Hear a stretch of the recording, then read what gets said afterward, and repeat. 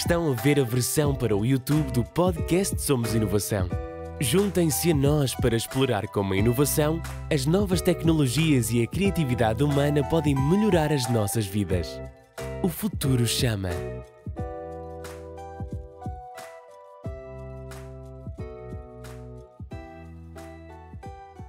Olá a todos, bem-vindos a mais um episódio do podcast Somos Inovação, da Amazónia até Dili.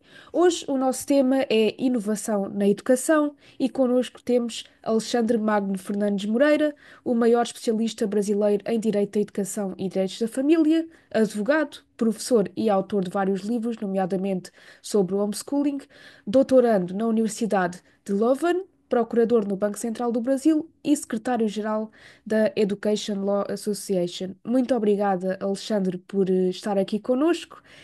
E a primeira pergunta que eu lhe faço está relacionada precisamente com o seu cargo na Education Law Association. O que é esta associação, o que é que faz e quais é que são os seus principais objetivos? Seria a minha primeira pergunta. Muito bom. Pela oportunidade de estar aqui com vocês, é uma satisfação enorme. Bem, para falar sobre a Education Law Association, a Associação de Direito Educacional, primeiro eu vou falar rapidamente sobre o que é o direito da educação, que as pessoas acham que educação é basicamente aquilo que acontece nas escolas, mas educação se refere a todos os processos de desenvolvimento humano, especialmente relativos a crianças e adolescentes. Então, isso acontece nas escolas, acontece em casa, acontece nas comunidades. Então, isso é muito mais amplo do que aquilo que existe nas escolas. Então, ao contrário do que a maioria das pessoas imaginam, o direito da educação não é o direito das escolas, essa é apenas uma das áreas do direito à educação, que também trabalha com o direito das famílias, também trabalha com a educação informal, com a educação superior, universitária. É um campo bem amplo. E nós poderíamos imaginar que, pelo fato de todas as pessoas dizerem o tanto que a educação é essencial, que vários juristas estariam trabalhando nessa área no mundo inteiro. Bem, eu tive essa impressão quando eu trabalhei, comecei a trabalhar com isso no Brasil, achando que a escassez de pessoal dedicado ao direito da educação fosse um fenômeno mais brasileiro, mas acabei percebendo que é um fenômeno mundial. É algo impressionante. Em cada país, nós conseguimos achar no máximo um ou dois professores da área, pouquíssimas universidades têm cadeiras de direito educacional. Apesar de haverem normas internacionais de direitos humanos sobre a educação aplicáveis a todos os países do mundo, pouquíssimas pessoas efetivamente trabalham com isso e entendem do assunto. Isso é um problema muito sério, porque o desconhecimento e a ignorância impede que as pessoas conheçam efetivamente quais são seus direitos na educação, muito mais do que simplesmente o seu direito à educação. E se as pessoas desconhecem os seus direitos, elas não têm como demandar o cumprimento desses direitos. Então, aqui nós estamos falando não apenas de uma questão jurídica, acadêmica, mas de uma questão de cidadania e de respeito aos direitos humanos. A Education Law Association nasceu na Bélgica há 35 anos atrás, fundada pelo professor Jan de Groef, que até hoje é o presidente da associação, e já nasceu com um DNA muito claro, que é a defesa da liberdade educacional, algo que ainda é muito mal compreendido nos debates públicos, o que é a liberdade educacional. A Education Law Association é a única associação global de professores, especialistas e pesquisadores na área de direito educacional e políticas públicas educacionais. E a nossa missão é possibilitar que o direito à educação e os direitos dentro da educação, conforme estabelecidos pelos tratados internacionais de direitos humanos, sejam respeitados no mundo todo. Então, nós temos conferências, né, geralmente 3 conferências por ano, e também nós fazemos publicações específicas na área de direito educacional, tanto a entidade quanto seus membros. Vou te dar 2 exemplos recentes. Vai sair esse mês um policy paper para o Parlamento Europeu falando da necessidade de defesa do pluralismo educacional na Europa, feito pela Associação. A ONU está começando as discussões para o novo Tratado Internacional sobre o direito à educação. E a Education Law Association já fez a sua manifestação técnica a esse respeito. Então, apesar de nós termos, né, desde a nossa origem, a defesa da liberdade, do pluralismo educacional, nós fazemos isso não como ativistas, mas como acadêmicos. E o que isso significa no final das contas? Nós defendemos os nossos valores, mas com uma profunda e sólida base jurídica. E exatamente para aprofundar essa base jurídica, que já muito além da idade habitual de se fazer doutorado, eu saí do Brasil 3 anos atrás para fazer um doutorado na Universidade Católica da Lovaina, conhecida como Keio Leuven, que é um desses centros europeus que tratam do direito educacional. E a partir daí eu comecei a participar ativamente da Education Law Association. E com o passar do tempo, eu fui convidado pelo presidente, o professor Helder Gruff, para ser o secretário-geral da entidade. E o desafio é enorme, porque a questão não são apenas os direitos humanos, mas a tradução desses direitos humanos na educação no contexto nacional de cada país. E essas realidades variam tremendamente. Atualmente, o foco da minha pesquisa em Louvain são o desenvolvimento de currículos e o que isso significa, como devem ser desenvolvidos currículos de acordo com os parâmetros dos direitos humanos.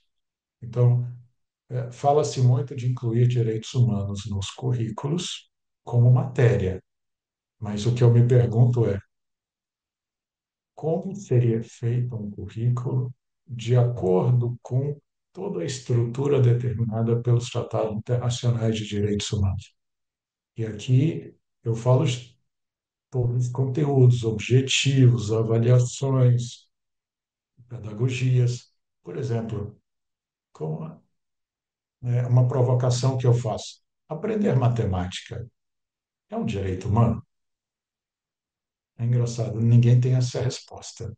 Apesar de que intuitivamente todo mundo pensa, poxa, aprender matemática deve ser algo muito importante. Tá, mas eu parto da dúvida radical.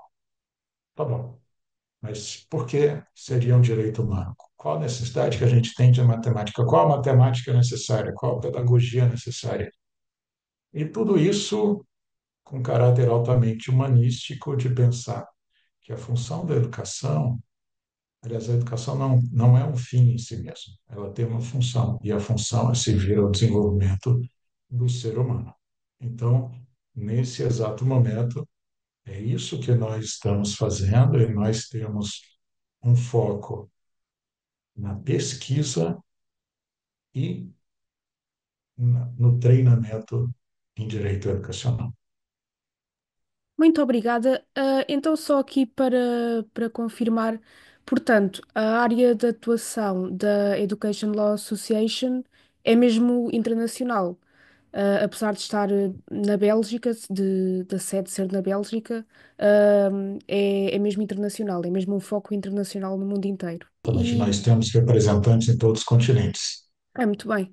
E as conferências que mencionou, essas conferências também acontecem mesmo assim em todos os continentes? Ou é mais na Bélgica? Hum, Sincero, a maioria das conferências acontece aqui na Europa.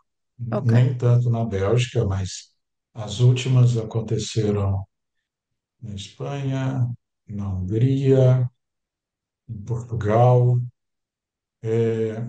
mas já tivemos conferências na Ásia, por exemplo, em Jacarta, já tivemos conferências na Índia, já tivemos conferências na África do Sul.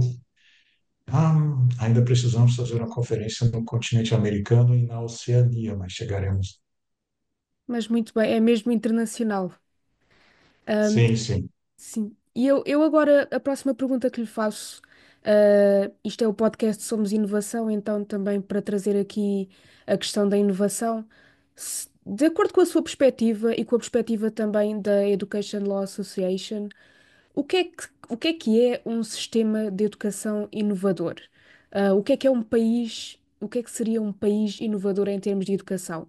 E já agora, se há algum país que consiga citar como exemplo ou se ainda nenhum chegou a esse ponto. Uhum. É curioso pensar o que é exatamente inovação em educação, porque a educação trata de questões muito profundas do ser humano, ou seja, nós desenvolvemos o ser humano para atingir um ideal. E qual é esse ideal? Bem, não é o ideal de uma pessoa erudita, o ideal de uma pessoa que desenvolve o seu potencial, seja mental, físico, emocional, social e até espiritual. Isso, assim, espiritual, isso está na Convenção sobre os Direitos das Crianças. Então, existem valores universais para a educação. Daqui a 100 anos, vamos continuar falando que a literacia e a numeracia, o conhecimento da língua e da matemática são absolutamente essenciais, que o desenvolvimento humano é a grande finalidade da educação. Então, as inovações, elas não são exatamente tecnológicas. Na verdade, temos que tomar muito cuidado em achar que apenas colocar tecnologia no meio da educação vai resolver os problemas educacionais. Então, na verdade, o uso, como é que eu diria, descoordenado da tecnologia pode até aumentar os problemas educacionais ao invés de resolver. Eu vou te dar um exemplo bem interessante aí. A grande inovação tecnológica dos últimos anos foi, sem dúvida alguma, o surgimento da inteligência artificial. Eu nem diria o surgimento, mas a popularização. Hoje se tornou uma ferramenta comum e qualquer pessoa sabe ou deveria saber mexer com inteligência artificial. Ficou muito simples depois do chat GPT. Então a gente pensa, inteligência artificial ajuda ou não ajuda a educação? E a resposta, como sempre, é depende. Depende do quê? Depende do modo como você usa a inteligência artificial. Então, eu vou te dar um exemplo bem prático. Eu tenho três filhos, duas meninas de 10 anos e um menino de 7. E os meninos leram numa embalagem que aquele suplemento que eu estava tomando tinha aminoácidos. Ela queria uma explicação que era aminoácidos. Eu me lembrava vagamente que aminoácidos eram os componentes das proteínas. Meu conhecimento de biologia é bem raso, aliás. E aí fui atrás de um vídeo no YouTube e ainda assim estava muito ruim, porque a explicação era técnica demais para para crianças de 10 anos. Ao mesmo tempo, o que que eu fiz? Fui ao chat GPT, ele explica o que são aminoácidos em uma linguagem acessível para criança de 10 anos. E aí usou toda aquela metáfora dos tijolos no castelo, etc., etc., e entenderam bem aquele entendimento não científico, mas figurativo, que é o início do entendimento concreto. Mas qual seria o uso ruim da inteligência artificial? O uso ruim é que eu vou te falar uma coisa que é muito irônica. Um dos grandes problemas da inteligência artificial é dar a excelência de mão beijada para todas as pessoas. Porque, geralmente, quando você quer fazer algo de excelente, quando quer você fazer um trabalho excelente, escrever algo de alta qualidade, isso requer esforço, isso requer tentativa e erro. E tudo isso é um processo relativamente lento, mas que tem um resultado educacional muito interessante, que você vai melhorando enquanto ser humano, nesse processo de tentativa e erro. Mas vamos pensar assim, quando você edita um texto, aí faz várias revisões até chegar no texto ideal.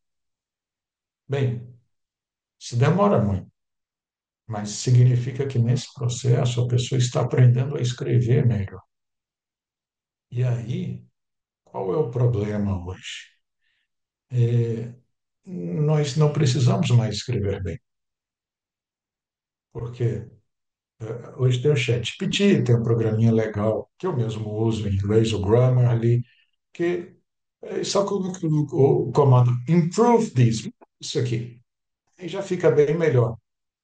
Então, nós nos contentamos a fazer alguma coisa que está abaixo das nossas capacidades em nome da praticidade. Então, a tecnologia, ela contribui para a educação e a resposta, como eu disse, depende do uso que se faz dessa tecnologia. Eu vou dar mais dois exemplos assim de uso bom e ruim da tecnologia. O acesso irrestrito das telas para as crianças é algo absolutamente desastroso em termos de formação cognitiva, porque implica sempre como é que eu diria, num excesso de estimulação mental para as crianças. As telas sempre têm todo tipo de estímulo, principalmente os joguinhos, os videozinhos. Isso induz o quê? Isso induz a distração, a falta de atenção, de concentração. Isso, num momento da nossa vida em que o cérebro está sendo formado, é algo muito sério. Mas, ao mesmo tempo, hoje, a informação está absolutamente acessível para quem quiser. Eu me lembro quando eu era criança, no interior lá do Brasil, que eu enchia meu pai de perguntas e ele, coitado, não passava perto, como se diz. Por quê? Você passou por isso também, não é, Beatriz? Passava perto Mais por ou quê? menos, sim. Mais ou menos. Tá bom. É, ele não tinha as respostas para todas as perguntas. E, na verdade, ninguém tem. Então, o que que eu faço hoje com os meus filhos? Eles vivem me enchendo de perguntas, mas eu chego para eles, se eu não sei responder, digo, vamos pesquisar. Aí vamos lá no Google, vamos buscar um videozinho no YouTube para entender aquilo ali. Então, isso faz uma enorme diferença.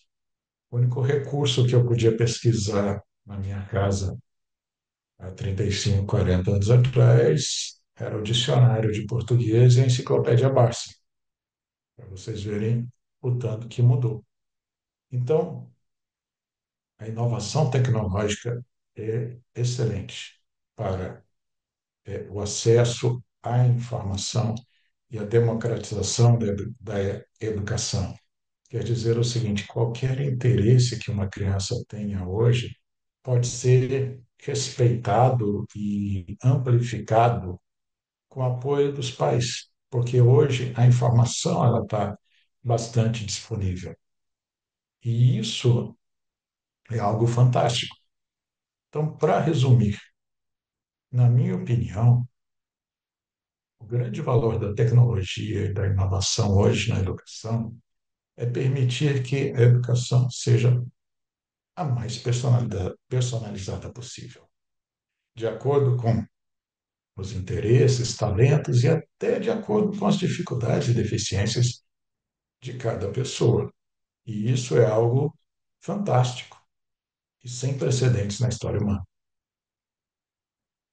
Muito obrigada. Essa questão sobre a tecnologia e a educação já lá vamos voltar, porque eu tenho aqui uma pergunta sobre isso. Mas agora ia mais para a área em que o Alexandre é mesmo especializado e tem mesmo livros sobre isso, que é a questão do homeschooling ou da educação domiciliar. Ahm, ou seja, você mencionou aí uma coisa muito interessante que é o facto da inovação não ser só tecnológica. E isso é praticamente o que nós defendemos na Somos Inovação, We Are Innovation, que nós de facto nós trabalhamos a questão da inovação tecnológica, das novas tecnologias, trabalhamos muito isso, mas também trabalhamos muito a inovação a nível de políticas e a nível regulatório.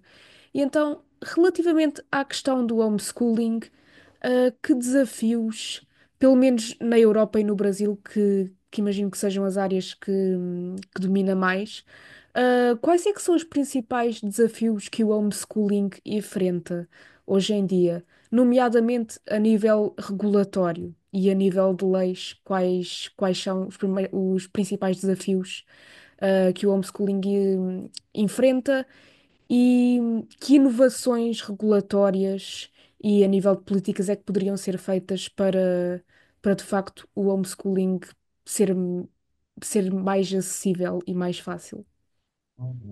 Há uma ponte interessante entre isso que nós acabamos de falar sobre a tecnologia e o ensino doméstico, o homeschooling. Porque a tecnologia, especialmente a internet, tornou o ensino doméstico muito facilitado. Mesmo pais que não têm muita educação formal, têm condição de acessar o conhecimento e mais, de acessar assim, um conjunto de recursos educacionais de excelente qualidade e de todo o material pronto em português. Em inglês, então, nem se fala. Existe material até não poder mais para homeschooling. Então, isso tornou o ensino doméstico muito facilitado. Só lembrando que esse nome, ensino doméstico ou homeschooling, não é muito preciso, que não é necessariamente o ensino dado em casa, mas é um ensino coordenado pelos pais. Isso permite que ele seja dado em vários outros ambientes e desafia aquele tabu, aquele paradigma de que lugar de educação é a escola. Não, lugar de educação pode ser absolutamente qualquer lugar. O grande desafio, a grande tensão em termos de regulação do homeschooling é entre o desejo de autonomia dos pais e as necessidades das crianças. Que os tratados internacionais falam que a educação deve obedecer a padrões mínimos de qualidade. Isso significa que todas as pessoas, e aqui eu digo todas mesmo, no mundo inteiro, têm um direito de aprender um conjunto mínimo de conteúdos, de aprender efetivamente. E, ao mesmo tempo, existem várias garantias à liberdade educacional. Então, o grande desafio é como balancear, como equilibrar essas duas coisas. Ou seja, você, na minha opinião, tem que evitar os dois extremos. Por exemplo, de aquela coisa raivosa de meus filhos, minhas regras e eu faço o que eu bem entender, porque isso aí, no limite, levaria até a ausência de educação. Tipo, se eu não quiser educar meus filhos, eu educo porque eu faço deles o que eu quiser. É, a gente tem que entender que a criança, ela não pertence ao Estado, não pertence aos pais, é um ser humano com dignidade própria e hoje está muito ultrapassado essa conversa de que faço com os meus filhos o que eu quiser. Ao mesmo tempo, o outro extremo é muito mais comum, é de dizer assim, os pais, eles não influenciam em nada a educação real das crianças. A educação para valer é na escola. Talvez a educação moral e religiosa seja em casa, mas a instrução, a transmissão do conhecimento é na escola. E esse é um conceito tecnicamente falho. A transmissão do conhecimento, como eu disse, pode se dar em qualquer ambiente, inclusive no lar. Claro, os pais que educam os filhos em casa têm um desafio e tanto, que é conjugar trabalho, as questões domésticas, com a educação dos filhos. Isso significa, por exemplo, que você está fazendo o seu trabalho no seu notebook e toda hora as crianças perguntam aquela dúvida de geometria ou de português, etc. Isso requer muito dos pais. Então, há poucos países no mundo que efetivamente proíbem a educação domiciliar, o ensino doméstico. Por exemplo, a situação atual da Suécia, da Alemanha e de Cuba. A maioria dos países do mundo tem uma zona cinzenta nisso ali, e muitas vezes nem regulamentam. No Brasil mesmo, não existe regulamentação e, infelizmente, a maior parte dos juízes e promotores interpreta isso como sendo uma proibição à educação domiciliar, o que, em termos de interpretação jurídica, é algo, no mínimo, grosseiro. Não vou entrar nesses detalhes que não vêm ao caso agora. Portugal tem uma lei bem interessante permitindo o ensino doméstico, isso já há cerca de 80 anos, já, isso nos tempos de Salazar, se eu não me engano, e é uma lei que dá um bom nível de liberdade para as famílias, prevê apenas a matrícula em instituições de ensino como uma forma de controle mínimo, e para que as crianças vão periodicamente fazer as provas naquela instituição de ensino.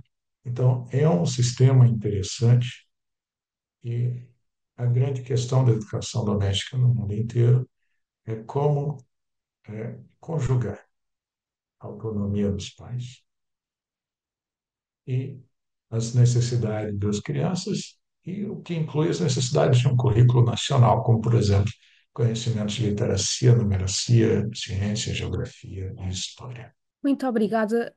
Olha, eu por acaso vou já dizer, fiquei surpreendida de na Alemanha e na Suécia ser proibido. Em Cuba, pronto, imagino que sim. Agora nesses países realmente não tinha ideia. Em Portugal, por acaso, tenho ideia que não é assim tão restritivo.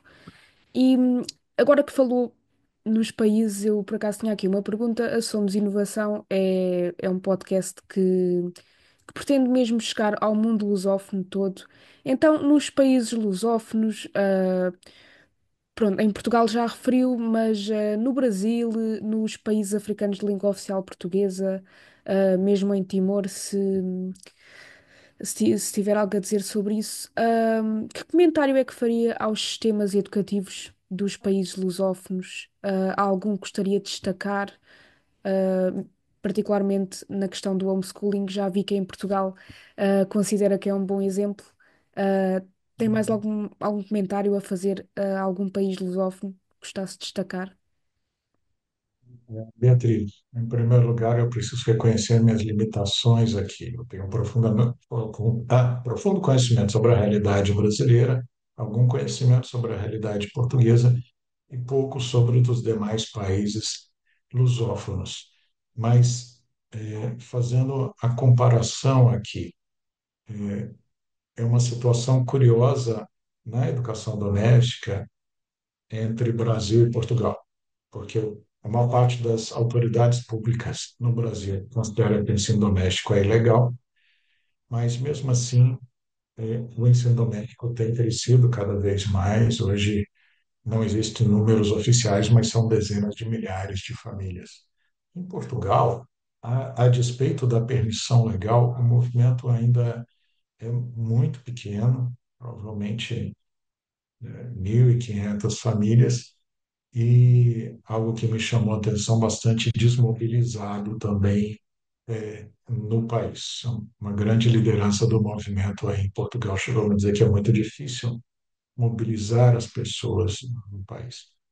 É, Quando nós pensamos nos outros países de língua portuguesa, eu não tenho notícias específicas de ensino doméstico, mas nós temos que considerar que esses países que estão predominantemente na África, com exceção de Timor-Leste, todos os demais estão na África, são países que enfrentam grandes desafios naquilo que é mais básico na educação, que é exatamente o acesso à educação, a infraestrutura educacional, a instabilidade política.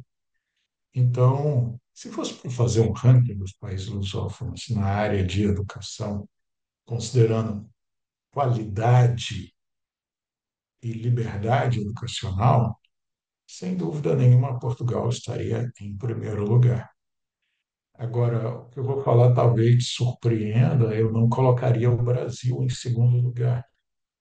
É, é, o Brasil tem problemas seríssimos, tanto na questão da liberdade educacional quanto na questão da qualidade. Sistematicamente está entre os últimos lugares do PISA.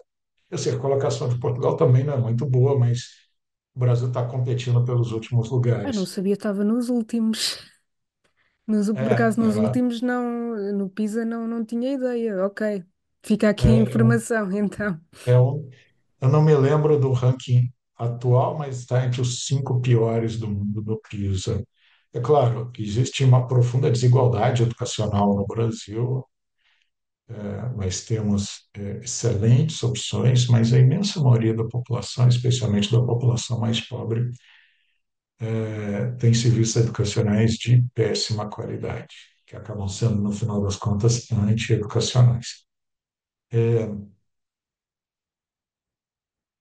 Um desafio muito importante de Portugal, de outros países europeus, é na questão da retenção de professores.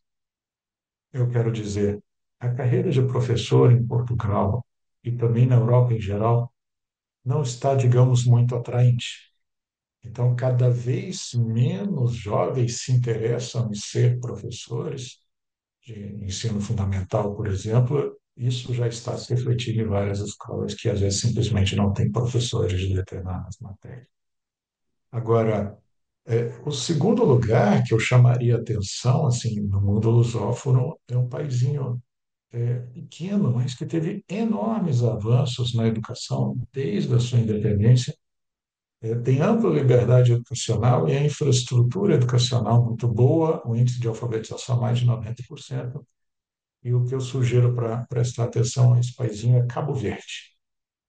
Eu escrevi recentemente um artigo sobre Cabo Verde, a dizer bem, a dizer mesmo que as pessoas devem olhar. Por acaso não era tanto para o nível da educação, era mais para o nível da educação e da inovação tecnológica, mas estava à espera. E é importante referir isso. Cabo Verde tem feito muitos avanços. Uhum. Exatamente, exatamente. Eu até o colocaria à frente do Brasil na questão de nível educacional. Então, nos outros países, fica até difícil falar de liberdade educacional, porque, como é que eu diria? Fica uma conversa estranha, por exemplo, em Guiné-Bissau, um país que constantemente está em guerra civil, assim, que não tem a menor estrutura, a menor estabilidade para prover educação. Vira, sei lá, um artigo de luxo. Para falar de liberdade, a gente precisa de, no mínimo, um mínimo de infraestrutura, um mínimo de liberdade, um mínimo de um governo estável. Então, essa nem é tanto uma questão tão discutida nos outros países, apesar de formalmente reconhecida na Constituição, na legislação. Ok, muito obrigada. E então terminamos aqui a nossa entrevista sobre inovação na educação. Muito obrigada, Alexandre, por partilhar connosco, o seu conhecimento e as suas perspectivas sobre o homeschooling, sobre a perspectiva da tecnologia na educação e sobre os países lusófonos. Ficaremos em contacto. Então, aos nossos ouvintes, muito obrigada por ouvirem este podcast e fiquem atentos ao próximo episódio. Podcast Somos Inovação, da Amazónia até Dili. Obrigado por verem este episódio do podcast Somos Inovação. Não se esqueçam de subscrever na vossa plataforma favorita. Para saber mais sobre a Somos Inovação, visitem somosinovação.lat.